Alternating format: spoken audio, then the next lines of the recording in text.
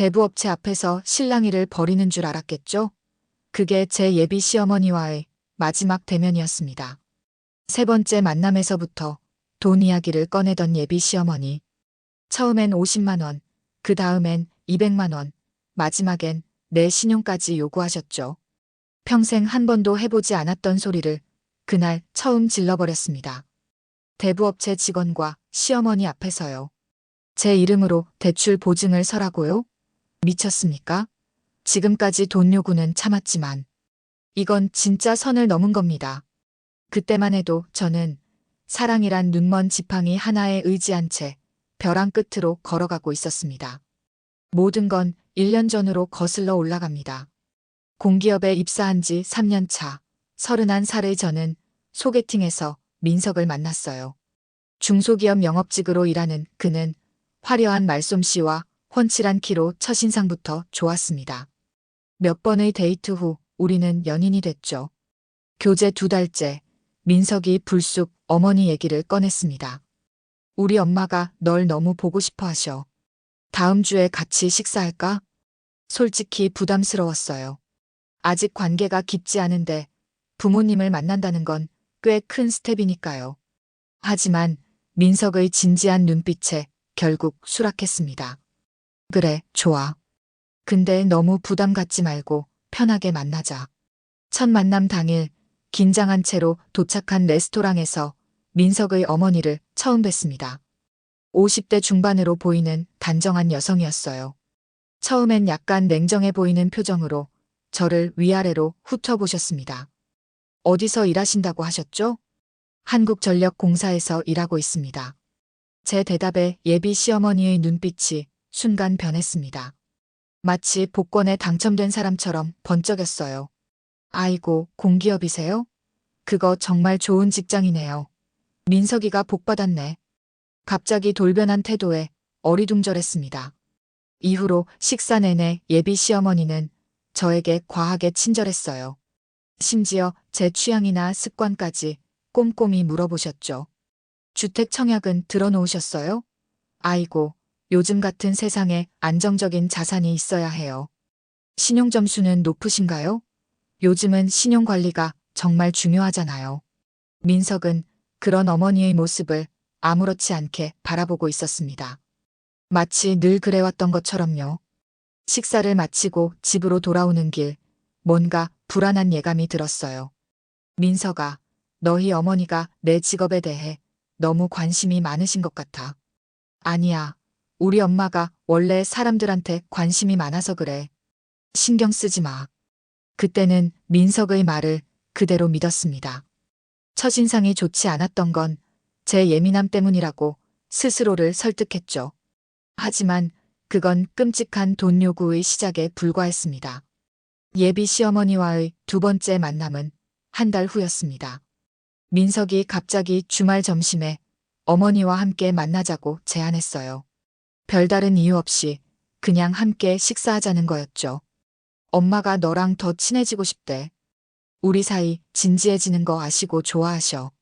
그날도 예비 시어머니는 저에게 과한 친절을 베푸셨어요.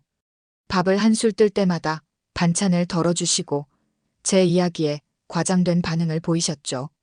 식사가 끝나갈 무렵 민석이 화장실에 간 사이 예비 시어머니가 갑자기 목소리를 낮추셨습니다. 저기, 내가 좀 급히 쓸 돈이 있는데 혹시 50만 원만 빌려줄 수 있을까? 민석이한테는 비밀로 해줘.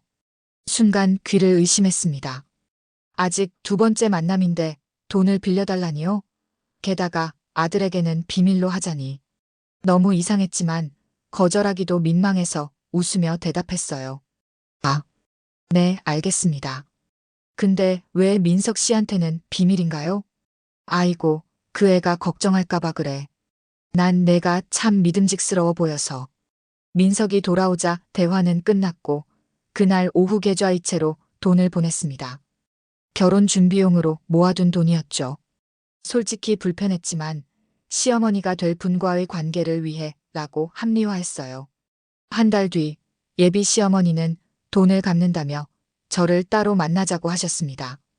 카페에서 만났을 때 예비 시어머니는 옆에 앉은 중년 남성을 소개했어요. 이분은 내 오랜 지인인데 정말 큰 돈 벌 수 있는 기회가 있대. 200만 원만 투자하면 2배로 불려준대. 순간 온몸에 식은땀이 흘렀습니다. 이건 완전히 투자 사기의 전형적인 패턴이었어요. 게다가 약속했던 돈을 갚기는커녕 더 큰 돈을 요구하다니. 죄송하지만 저는 투자에 관심이 없어요. 그리고 지금 여유자금도 없습니다. 예비 시어머니의 표정이 순간 굳어졌습니다. 하지만 이내 억지 미소를 지으며 말씀하셨어요. 그래, 아쉽네. 돈은 다음에 갚을게. 조금만 더 기다려줘. 집으로 돌아오는 길 민석에게 전화했습니다. 어머니의 행동이 이상하다고 얘기하고 싶었어요. 민석아, 너희 어머니가 투자 얘기를 하시는데. 아, 그거? 엄마가 가끔 그러시긴 해. 근데 그냥 관심 없다고 하면 돼. 너무 심각하게 생각하지 마. 민석의 무신경한 반응에 더 당황스러웠습니다. 마치 어머니의 이런 행동이 일상적인 것처럼 넘기는 태도가 불안하게 느껴졌어요. 그로부터 한 달 후 민석이 결혼 얘기를 꺼냈습니다. 연애 6개월 차였죠. 우리 결혼할까? 같이 미래를 계획하고 싶어. 당시에는 민석에게 진심으로 마음이 있었고 결혼도 자연스러운 흐름이라고 생각했어요. 약간의 불안함이 있었지만 사랑이 모든 걸 이겨낼 거라 믿었죠. 그래, 결혼하자. 근데 우리 천천히 준비하면 좋겠어. 그때까지만 해도 진짜 폭탄은 터지지 않았었습니다. 제가 계속 불안해했던 예감은 결혼 준비를 시작하면서 참혹한 현실로 나타났어요. 결혼 준비가 본격적으로 시작되자 예비 시어머니의 행동은 더욱 대담해졌습니다. 여전히 50만 원은 갚지 않은 상태였고 투자 이야기도 가끔씩 꺼내셨죠. 그럴 때마다 정중히 거절했지만 점점 불편한 기색이 역력했습니다. 약혼식을 한 달 앞둔 어느 날 민석이 갑자기 부동산 이야기를 꺼냈어요. 우리 엄마가 좋은 아파트를 알아보셨대. 내일 같이 보러 가자. 갑자기? 우리 아직 자금 계획도 없잖아. 엄마가 도와주신대. 일단 가보자. 이상한 예감이 들었지만 다음 날 민석과 함께 예비 시어머니를 만나 부동산에 갔습니다. 보여준 아파트는 생각보다 좋은 곳이었어요. 신축 중소형으로 우리 예산보다는 조금 비싼 물건이었죠. 어때? 괜찮지? 내가 계약금 일부는 도와줄게. 예비 시어머니의 말에 민석은 좋아했지만 저는 찜찜했습니다. 부모님의 도움은 고맙지만 아직 결혼도 하지 않은 상태에서 이렇게 큰 결정을 서두르는 게 불안했거든요. 감사합니다만 저희가 좀 더 알아보고 결정하고 싶어요. 뭘 그렇게 알아봐? 좋은 기회 놓치면 후회할걸. 여기 로또야, 로또. 결국 그날은 생각해보겠다며 자리를 마무리했습니다. 집으로 돌아오는 길 민석은 약간 언짢아 보였어요. 왜 그렇게 망설여? 엄마가 좋다는데. 민석아, 나도 신중하게 결정하고 싶어. 그리고 너무 갑작스러워. 이틀 후 충격적인 전화가 왔습니다. 예비 시어머니였어요. 내가 그 아파트 계약금 일부를 걸어놨어. 근데 내 이름으로 같이 계약하면 대출이 더 잘 나올 것 같아. 내일 시간 되니? 말문이 막혔습니다. 제 동의도 없이 계약금을 걸었다니요? 더구나 제 이름으로 공동명의를 하자니. 이건 분명히 의도가 있는 행동이었습니다. 죄송하지만 저는 아직 준비가 안 됐어요. 그리고 제 이름을 넣는 건 좀. 아이고, 뭐가 준비가 안 됐어? 너 공무원이라 신용 좋잖아. 대출 한도도 높을 거고. 민석이 형편은 알잖아. 도와줘야지. 그제서야 모든 것이 명확해졌습니다. 처음부터 예비 시어머니가 저에게 관심을 보인 이유, 제 직업과 신용에 대해 묻던 이유, 전부 경제적 이용 가치 때문이었어요. 정말 죄송하지만 이건 제가 할 수 없는 일입니다. 이런 중요한 결정은 민석 씨와 저 둘이서 해야 할 것 같아요. 전화를 끊고 바로 민석에게 전화했습니다. 화가 나서 목소리가 떨렸어요. 민석 씨, 어머니가 내 이름으로 아파트 계약하자고 하셨어. 너도 알고 있었니? 아, 그게 엄마가 우리 좋은 집에 살게 하려고 그러시는 거야. 나도 지금 대출이 안 돼서. 민석의 태도에 실망했습니다. 그는 어머니의 행동을 맡기는커녕 동조하고 있었어요. 이건 정말 선을 넘은 거야. 우리 관계가 돈 때문이면 안 돼. 엄마 부탁인데 좀 이해해. 어차피 우리 결혼할 거잖아. 그 말을 듣는 순간 등골이 오싹해졌습니다. 어차피 결혼할 거니까라는 말로 이런 무리한 요구를 정당화한다니. 민석과 예비 시어머니는 제 경제력과 신용만 바라보고 있었던 거예요. 그날 밤 잠을 이루지 못했습니다. 머릿속에서는 지금까지의 상황들이 퍼즐처럼 맞춰지고 있었어요. 예비 시어머니의 과한 친절, 돈 요구, 그리고 민석의 무책임한 태도까지. 다음 날 민석에게 만나자고 했습니다. 우리 진지하게 얘기해야 할 것 같아. 카페에서 마주 앉은 민석은 어제와 달리 미안한 표정이었어요. 미안해. 어머니가 너무 서두르신 것 같아. 그냥 우리 페이스대로 가자. 그의 사과가 솔직해 보였지만 이제는 쉽게 믿을 수 없었습니다. 민석 씨, 솔직히 말해. 어머니가 전에도 이런 적 있었어? 민석이 잠시 머뭇거리더니 고개를 끄덕였어요. 사실 전 여자친구와도 비슷한 일이 있었어. 어머니가 대출 문제로. 그 말에 가슴이 철렁 내려앉았습니다. 전 여자친구와도 같은 일이 있었다니. 이건 단순한 실수가 아니라 패턴이었어요. 그래서 그 여자친구와 헤어진 거야? 아니, 그 사람이 먼저 떠났어. 이해해 주길 바랐는데. 그제서야 모든 게 명확해졌습니다.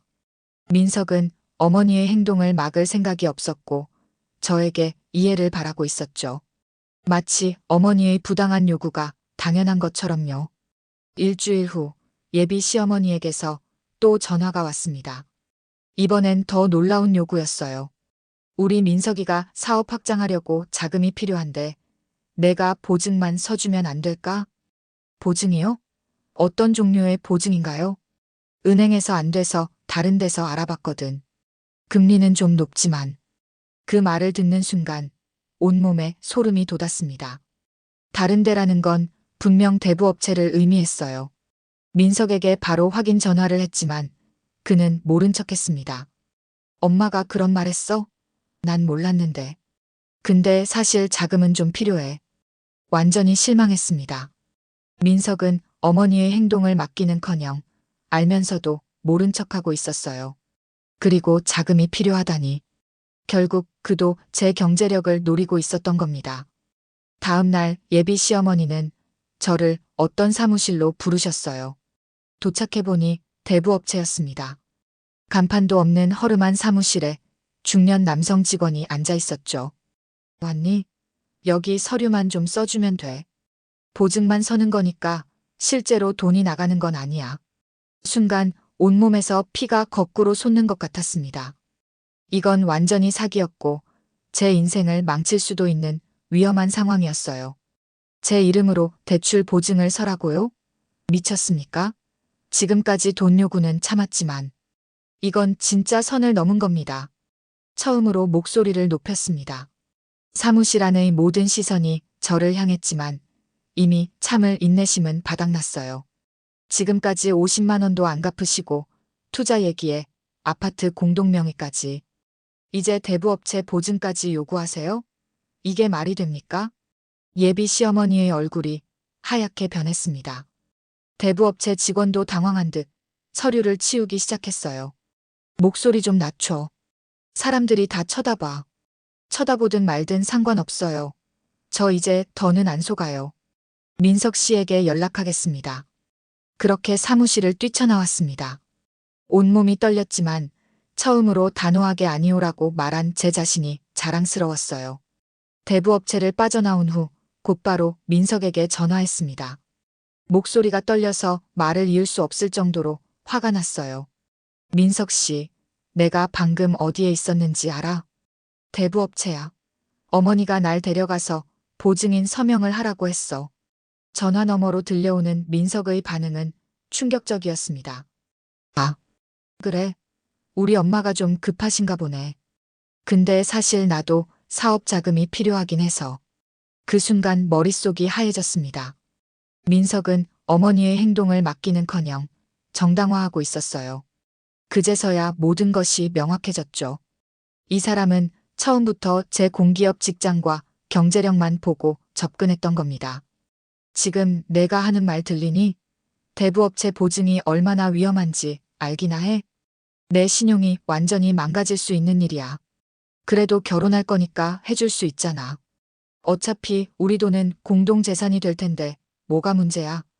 그 말을 듣는 순간 가슴에서 무언가가 확 끊어지는 느낌이었습니다.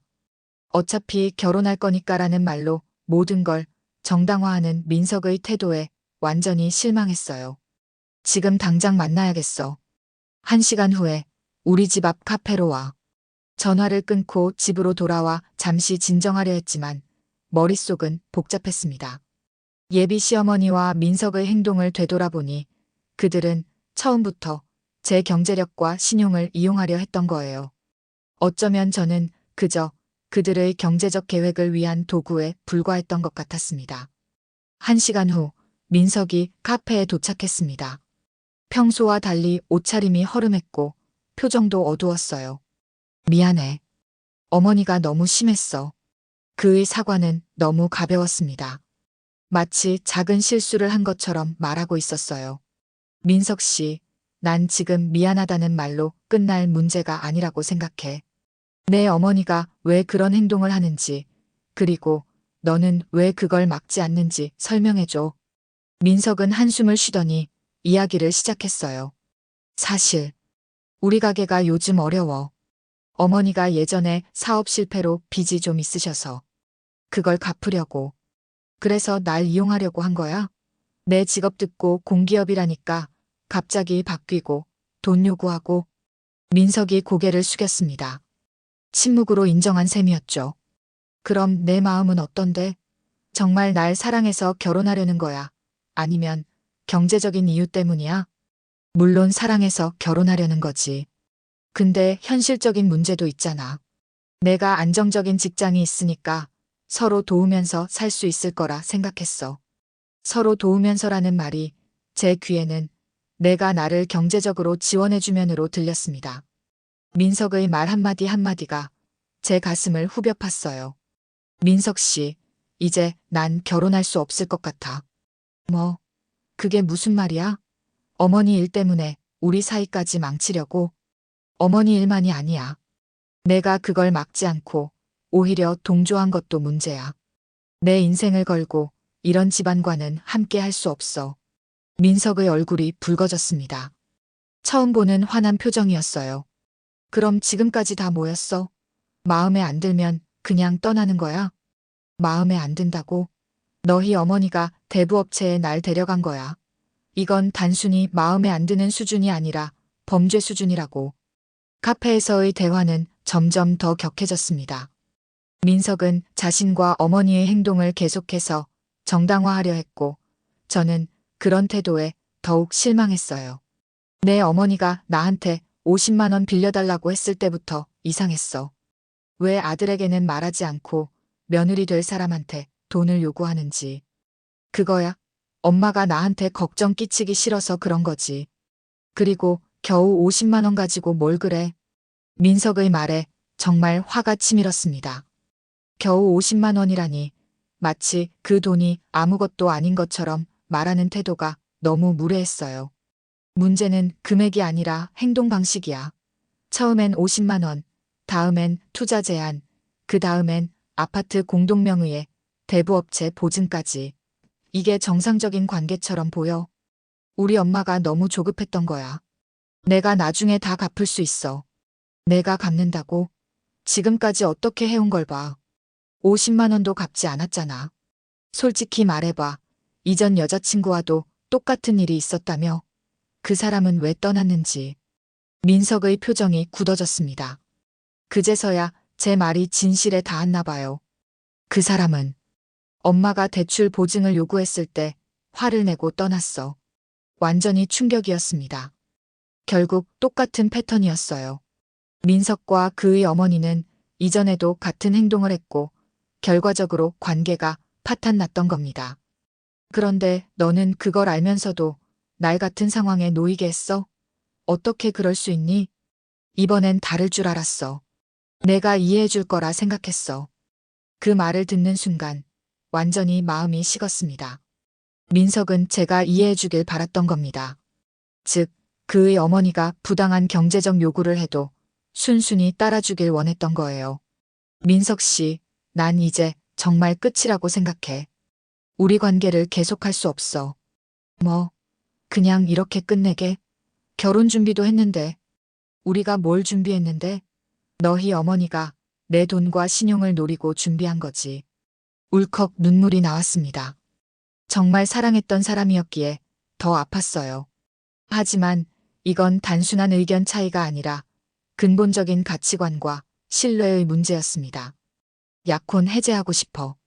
지금까지 쓴 비용도 정산하자. 민석은 잠시 침묵하더니 갑자기 태도를 바꿨어요. 알았어.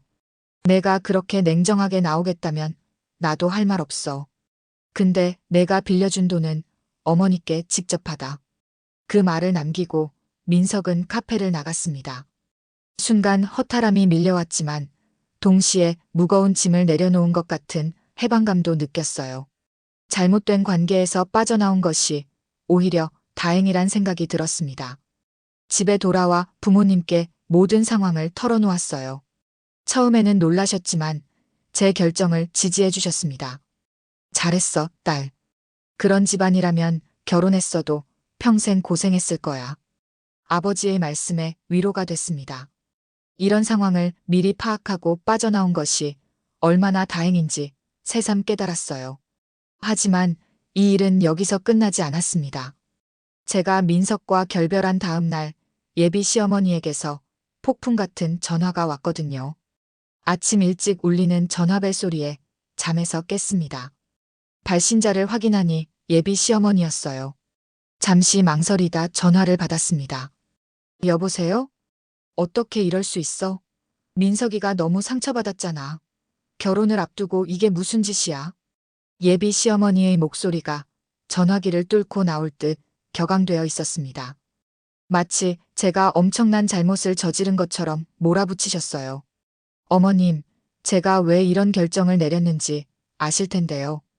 어머님이 저를 대부업체에 데려가셨잖아요. 그게 뭐가 잘못됐다고? 가족을 도우려는 건데. 내가 안정적인 직장이 있으니까 좀 도와달라는 거지.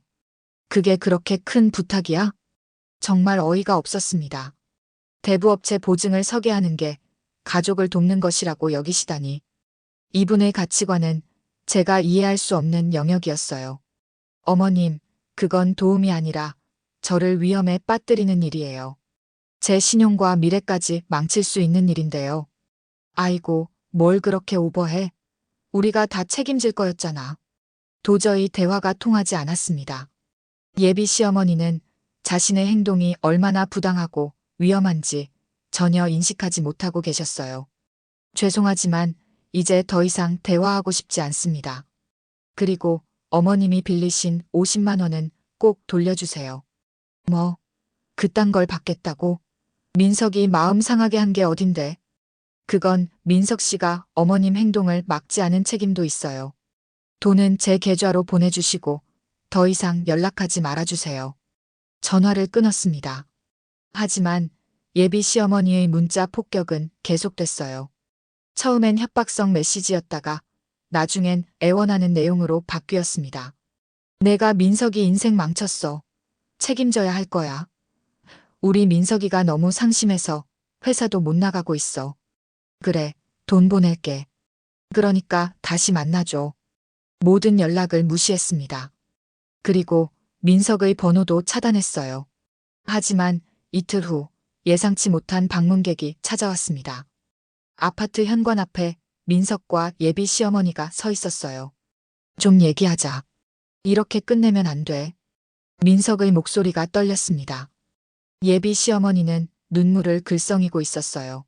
하지만 더 이상 그들의 연기에 속지 않기로 했습니다. 죄송합니다만 더 이상 할 말 없어요. 그리고 이렇게 불쑥 찾아오는 건 예의가 아니에요. 이 배은망덕한 년. 우리 아들이 널 얼마나 사랑했는데. 예비 시어머니가 갑자기 소리를 질렀습니다. 주변 이웃들이 문을 열고 상황을 지켜보기 시작했어요. 민석은 어머니를 말리려 했지만 소용없었습니다. 당장 나와. 안 나오면 가만 안 둘 거야.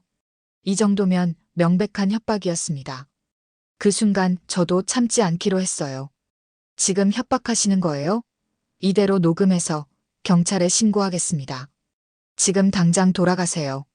제 단호한 태도에 예비 시어머니와 민석은 잠시 멈칫했습니다. 그때 옆집 아저씨가 나오셨어요. 무슨 일이에요? 문제 있으면 경비실에 연락할까요? 민석이 어머니의 팔을 잡아 끌었습니다. 죄송합니다.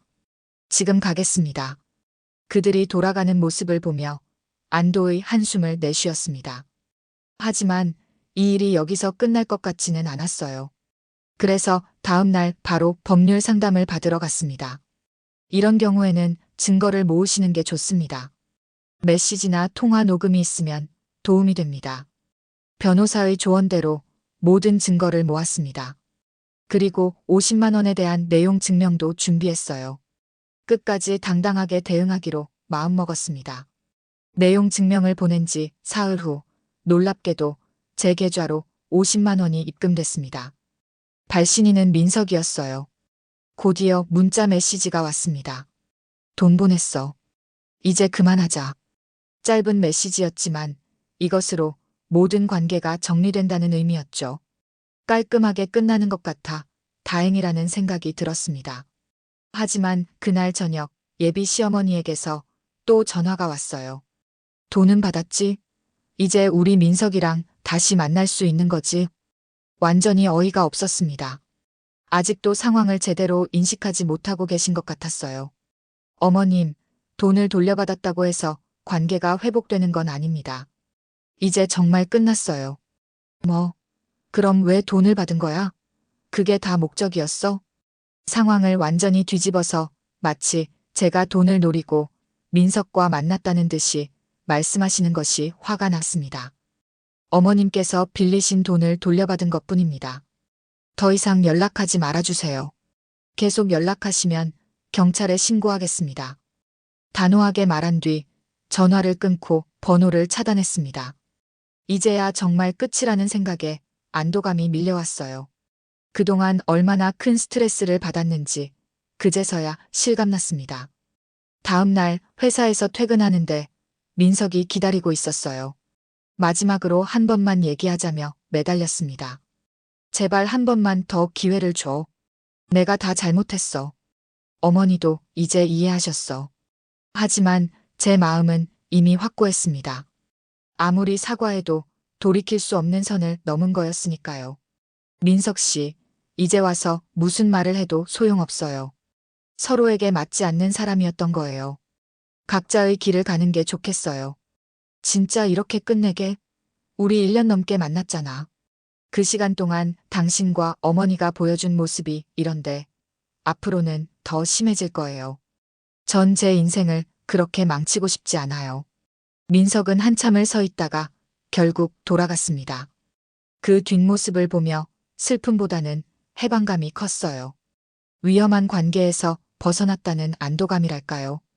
그로부터 한 달이 지났습니다. 민석과 예비 시어머니로부터 더 이상 연락은 없었어요. 간혹 민석의 소식이 공통 지인을 통해 들려왔는데 새로운 여자친구가 생겼다는 이야기였습니다. 아마 저와 같은 패턴으로 접근했겠죠. 그 여자분이 저처럼 빨리 깨닫고 빠져나오길 바랄 뿐입니다.